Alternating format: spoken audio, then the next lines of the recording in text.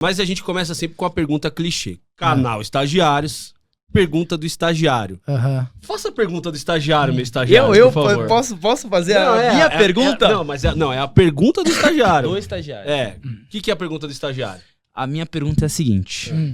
Você falou dessa transição, porque o fã da Placar, ele vai envelhecendo ao passar dos anos. Sim. E eu acho que um dos maiores desafios da Placar é justamente você tentar rejuvenescer essa clientela, esses seguidores. Como a Placar consegue rejuvenescer o público dela? É difícil, assim, não vou dizer que é uma coisa, a gente tem a receita pronta, de fato o nosso público é um pouco mais velho, assim, de 30 para cima, mas o que a gente tem tentado, além de adaptar nossas redes sociais para uma linguagem mais jovem e tal, eu percebo que tem uma galera mais jovem que tem interesse no futebol antigo, de conhecer os jogadores, porque a gente que tem eu tenho 37, você tem 30 e quantos? 31. A gente viu alguns craques que a gente esquece que a galera não viu, tipo, não sabe quem foi. Não sabe quem foi, não. Bob Charlton eu não sei. alguns sabem. Mas assim, cara, às vezes você tem que explicar quem foi o Ronaldo Fenômeno, por que o Ronaldinho Gaúcho é importante, por que Rivaldo. E a gente percebe que isso, quando a gente investe nesse tipo de conteúdo, assim, tem uma molecada que tá interessada, que ouviu falar, meu pai falou do fulano e tal, como era com a gente, né? Tipo, falando do Zico. Meu pai falava do Rivelino, do Zico, mais e às vezes vocês não tinham esse tato ia na Placar, ia na Placar pra tipo, entender. Na Placar, principalmente nessas edições temáticas, tinha, tipo assim, eu gosto do número 14, jogo lá com o número 14, por causa do Cruyff. Eu não vi o Cruyff jogar, mas eu conheci a história dele lendo tal, vendo programas e tal, e simpatizei. Eu acho que tem uma galera, a gente usou a coisa do Bob Charlton, mas porque é meio mínimo inusitado, mas é real, assim, tem gente que, o Pelé, eu não vi o Pelé jogar, mas eu sou muito fã do Pelé, eu acho muito foda toda a história dele. Então você chega nesse ponto pesquisando, né? Sim. E aí, às vezes, e uma coisa que eu acho muito legal, assim, que eu gosto, a gente tem um blog no site da Placar que é o TBT Placar. Então toda quinta-feira a gente recupera alguma coisa do nosso acervo, né? Então semana passada, por exemplo, a gente pegou a carta do João Saldanha depois de ser demitido em 70, né? E aí ele fez uma carta aberta assim na Placar. Tipo, cara, lendo a carta você percebe, o roteiro da série foi muito baseado naquilo, assim. Tudo que ele falou ali era a série, né? As coisas que mostraram e tal. E tipo, então, e é legal quando a gente pega uma reportagem antiga e você percebe que ela tem muito a ver com hoje, assim, que do futebol, às vezes, essa coisa do saudosismo, às vezes a gente acha que antes era muito melhor, antes era muito diferente. Cara, é a mesma coisa, as mesmas discussões, o ex-jogador falando que na época dele era melhor, e porque o futebol brasileiro é atrasado, porque o jogo tá muito físico. Tipo, cara, isso era dito nas primeiras edições da Placar, entendeu? Então, é legal pra você amplia um pouco a sua visão de mundo e de história lendo as edições antigas. Isso, hoje a gente tem o aplicativo que tem lá também as edições antigas. Então a galera pode entrar e ver e pesquisar. Então isso é legal. Eu acho que, respondendo a sua pergunta, Gabriel, acho que tem uma molecada interessada em pesquisar. E a Placar é uma das melhores fontes de pesquisa de imagem, de texto. E até para aprender. Quem é jovem jornalista, assim, eu recomendo muito dar uma pesquisada nas grandes reportagens, assim. Eu aprendo muito lendo. Tem uma galera. Outro dia eu conheci o José Maria de Aquino, que é o primeiro repórter da Placar. Ele tá com 90 anos, 91, alguma coisa assim, lúcido pra caramba. E você pega os textos dele, assim, é uma aula, assim, é legal. Fenômeno, demais. né? Então, eu recomendo, assim, estudar com essas fontes, assim. A Placar é uma das melhores, sem dúvida, pra isso. E, cara, você tem alguma história bacana da época que você era estagiário, alguma coisa, ou alguém que te ajudou, uma história inusitada, engraçada? Cara, então, eu nem sou mais indicado pra isso, porque eu não cheguei a estagiar mesmo, estagiário, né? Eu fiz alguns freelas enquanto eu tava na faculdade, porque eu estudava tarde no Mackenzie, era uma época também na época só tinha de tarde no Mackenzie, né? Então isso era muito ruim pra arrumar estágio e tal. Mas eu fiz, assim, o principal que eu fiz foi no Terra, na Copa de 2010, e foi uma geração ali, formou vários jornalistas bons, assim. É o Klaus que tá comigo na Placar, é dessa turma aí também. E E, cara, foi muito puxado, assim. Eu lembro que Copa do Mundo é maravilhoso, né? Mas a Copa de 2010, na verdade, é uma das que eu não lembro tanto, porque, assim, pra mim foi um desafio tão grande estar ali. E, tipo, era uma época que eu me lembro... O repórter que tava na África do Sul, às vezes ele ligava, a gente recebia a ligação e o cara tava assim, ó, tô na zona mista aqui, botava pra gente escutar e a gente tinha que fazer a nota, sabe? Caramba, coisa desse tipo, cara. assim. Ó, o cara falou tal, não sei o que, faz a nota aí. Então, tipo, era uma responsa, porque lá tinha uma coisa que foi muito bom pra minha carreira, assim, que era uma exigência com horário, com entrega num tempo curto. Então, tipo, a gente se desafiava muito. Foi uma escola interessante, assim, lá no Terra, né? Mas aí, assim, a história é engraçada, talvez. É mais no... Do começo, né? Não na época que você... do começo. Porque, assim, como eu não estagiei e me arrependi, assim, depois, perdi um tempo, né, com isso. A gente às vezes acha que a faculdade você tem que entregar tudo e tirar as melhores notas e não sei o quê. Hoje eu não sei se é um bom exemplo falar isso, mas, assim, eu acho que... se você tiver... É que a nossa profissão é muito prática. Ela também. é muito prática, é isso. Eu perdi um tempo de prática, né? Uhum. Então... E aí fui correr atrás, depois que eu me formei, eu lembro de ter essa consciência de, tipo, puta, agora eu vou ter que roer o osso, eu vou ter que correr atrás do que eu perdi. E aí eu tinha arrumado um freela na Veja de Olimpíada, era um negócio de casa, assim, e aí pintou uma oportunidade pra trabalhar na Fazenda, o reality. Pô, eu fiz Fazenda também, Você tá? fez também? Então, escola boa, assim. Eu só vou falar bem da Fazenda. Porque foi uma coisa meio assim, você pensa, puta, Fazenda, cara, o que eu vou fazer? E o meu trampo era, às vezes eu entrava de manhãzinha. Qual assim, que era a sua edição? Cara, eu lembro de ter feito a da Nicole, eu fiz mais de uma. Eu lembro que eu fiz o da Nicole Balls, eu lembro que eu fiz uma que tinha a Sheila Carvalho, acho que eu fiz duas. Eu lembro da Sheila Carvalho porque eu entrevistei ela depois, quando ela foi eliminada. Acho que eu entrevistei o Diney. Os caras que eram eliminados, eu ia entrevistar eles. Carisma, então foi legal, porque, pô, moleque, né?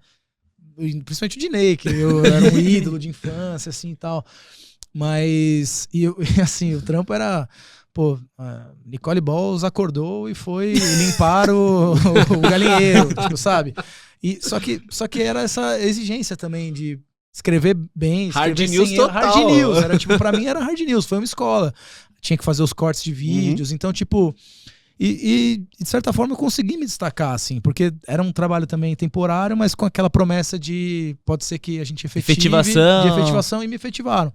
Naquele período eu fiquei no time de entretenimento lá, Renata, Paulinha, uma galera que me ensinou muito, assim. E aí, nesse período eu tava fazendo, e era aquela época do Caetano Veloso atravessa a rua no Leblon, sabe? Tipo, esse tipo de nota a gente fazia, assim. Então, por mais que não seja a coisa mais edificante do mundo, mas foi importante pra mim, assim, pra principalmente pegar o ritmo da coisa, assim, do hard news, sabe? E aí depois eu acabei indo pro esporte lá no R7, aí depois fui pra Veja, fui contratado na Veja, a princípio no esporte também, mas na Veja eu acabei, quando eu saí de lá eu já tava fazendo um pouco de tudo, fiz política, eu tava na editoria de geral, né? Então, pô, fiz muita coisa legal lá, assim, e pra mim, apesar de eu gostar mais de esporte, de futebol principalmente, foi muito bom trabalhar em outras áreas, assim, algo também que eu recomendo muito, assim, pra quem tiver a oportunidade não ter medo, porque às vezes o cara fala assim, eu não entendo de tal assunto. Não é isso que eu quero pra minha vida, então não vou atrás disso. Cara, assim... Parece que o jornalismo esportivo virou uma faculdade, né? Muito específica, uma profissão, né? Não, é um departamento. O pessoal fala, tipo assim, não, eu sou jornalista esportivo. Amigão, você é jornalista. Se pegar pra te fazer uma matéria ali na rua pra falar do trânsito, você tem que saber fazer, não adianta dizer, não, Neymar, só saber falar disso. E de certa forma, assim, eu conheci muitos jornalistas esportivos, né, que acabam ficando, mas que trabalharam muito bem nas outras áreas. Eu acho que o jornalista esportivo, de certa forma, ele tem uma maleabilidade, talvez maior até do que o cara que às vezes é de política, ou de economia. O cara não vai talvez ele não esporte. Saiba falar de esporte, tanto quanto um jornalista esportivo, só esportivo, consiga falar do outro. Na Veja, pô, eu lembro, essa foi engraçada, assim, que eu tive que fazer uma matéria sobre Via Láctea. Caraca. E eu tava na época que eu tava fazendo Veja e Placar junto, então, tipo, eu tava... Nossa, essa eu tava ferrado. Tava pirando. E aí foi um dia que um chefe... Era um cara que ficou pouco tempo lá, eu até esqueci o nome dele. Mas ele me ligou e falou, Luiz, posso falar um negócio? Tá uma bosta essa matéria da Via Láctea. Cara, você não escreveu nada com nada. Eu falei pra ele, cara, desculpa, realmente eu não entendo nada de Via Láctea. Os textos que eu li, assim, cara, tava aparecendo em japonês pra mim E eu tô com um monte de outras coisas. E o cara assim falou, pô, eu nem sabia que você tava fazendo placar ao mesmo tempo. Ele falou, pô, velho, você tem que conversar. Isso aí, pô, realmente, se eu soubesse, eu nem ia te pedir essa matéria. Uma matéria complexa, não sei o quê.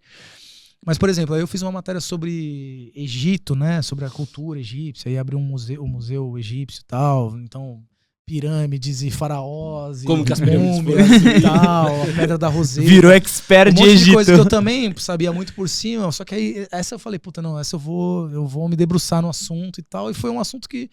Aí eu comecei a gostar, assim, e a matéria ficou legal e me desafiou, assim, de certa forma. E é isso, assim, acho que nossa carreira também é isso, e até no futebol, né? Porque a gente não sabe de todos os assuntos de futebol, né? Não. Pô, vou fazer seleção de Cabo Verde, seleção do Uzbequistão, pô, não sei também. Aí, nesse caso, no guia, a gente usou muitos colegas, assim. Então, você procura jornalista do país e ele te passa as dicas e tal. Isso também é muito bom de trabalhar na Placar, porque jornalista gringo também conhece a Placar. Tipo, Sim. Qualquer país você vai falar, não, Isso, conheço a Placar do Brasil. É muito foda, assim. Os nossos chefes lá, às vezes, se surpreendem com isso. É muito respeitado, Muito né, respeitada. Cara, tem uma história engraçada, assim. Eu tô falando pra caramba, né? Por favor. Por favor. Tem um convidado. Estamos aqui pra isso. O dono da Placar, né? Ele tava em Sevilha com o filho dele. E aí ele falou assim, pô, Luiz, será que eu queria muito visitar o CT. Meu filho queria tirar uma foto com o Sérgio Ramos nessa última passagem que ele tava lá. Eu falei, puta, cara, eu vou tentar falar com a assessoria aqui do Sevilha e tal. Aí alguém me passou, sei lá, Luiz Fabiano, algum ex-jogador que tinha passado, me passou o contato do cara. E aí o assessor falou, cara, eu adoro a Placar, eu amo a Placar, eu assino a Placar. Ele falou, até hoje eu pego no app, assim, tipo, era um espanhol, cara. Ele falou, não, fala pro cara vir. Aí não deu outro. Meu chefe passou um tempo, ele mandou foto dos filhos com o Sérgio Ramos, assim. Eu falei, caraca, tipo, nem eu imaginava que era uma coisa tão assim, portas, sabe? Né? Abre portas mesmo. É igual você falar, o cara é do L'Equipe, o cara é do, sei lá, né, das revistas estrangeiras, assim. Então, isso é legal também, assim. Mas voltando, né, que eu divaguei aqui. Eu trabalhei desde a Fazenda, a Veja, que é super prestigiosa e tal, assim, e eu tentei tirar o máximo de todos, assim, e sem falar não, assim, sabe, sempre disponível. Tem que cobrir férias de alguém, tem que cobrir plantão. Isso me ajudou muito na carreira, assim, é uma coisa que eu falo que, principalmente a geração mais jovem, ela eu acho que faz bem pra profissão, que muitas vezes eles impõem mais limites e tal. Mas tem certas coisas que não tem jeito. Em qualquer carreira você tem que ralar, tá ligado? Você tem que passar pela escadinha das coisas, né? Então, você tem que estar disponível e você tem que estar presente e principalmente grandes coberturas. Tipo assim, eu cobri o acidente da Chapecoense. Foi muito puxado, assim, emocionalmente. Eu voltei de lá destruído, assim, né? Sim. Aí eu cobri um massacre. Quando um jovem matou crianças numa escola em Suzano. Tipo, porra, putz, eu lembro massacre de Suzano. Eu fui lá, e aí eu entrevistei o vô do moleque, tipo assim, descobri qual era a casa do vô do moleque, aí conversando com que matou, e tipo, porra, coitado, o avô não tinha a menor ideia dos problemas que o neto passava, e ele que cuidava do moleque.